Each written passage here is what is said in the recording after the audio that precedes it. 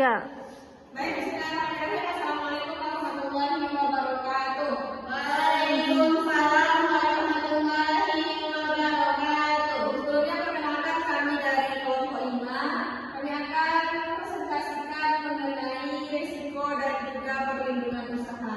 Yang pertama kita bahas dulu yaitu definisi risiko. Risiko adalah suatu keadaan yang tidak pasti dan terdapat unsur bahaya, akibat atau konsekuensi yang bisa terjadi akibat proses yang sedang berlangsung maupun kejadian yang akan datang. Nah, bahaya itu dapat juga diartikan sebagai suatu keadaan ketidakpastian di mana jika terjadi suatu keadaan yang tidak dikehendaki itu dapat menimbulkan kerugian. Resiko itu harus kita ambil. Kenapa demikian? Karena kegiatan yang kita jalani, resiko adalah suatu kepastian dan ketidakpastian. Nah, artinya segala sesuatu itu pasti mengandung resiko, tetapi jenis dan tingkatannya mungkin berbeda.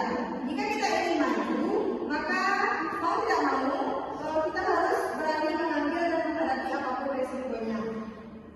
Jadi bagaimanapun usahanya, bagaimanapun kegiatan usaha dagang dan lain sebagainya, itu pasti memiliki tingkat resikonya masing-masing. Kemudian selanjutnya jenis-jenis risiko akan dilakukan oleh rekan saya.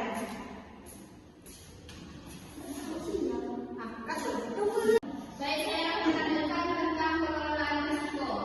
Pengelolaan risiko merupakan proses sistematis yang bertujuan untuk mengidentifikasi, menganalisis, mengevaluasi, dan mengendalikan risiko yang berpotensi mengganggu pencapaian tujuan.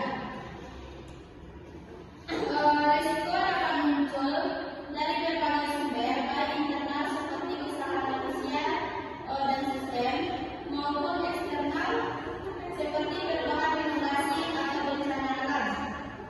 Oleh karena itu, pengelolaan risiko menjadi penting untuk memastikan organisasi tetap dapat berjalan secara efektif dan efisien meskipun menghadapi ketidakpastian.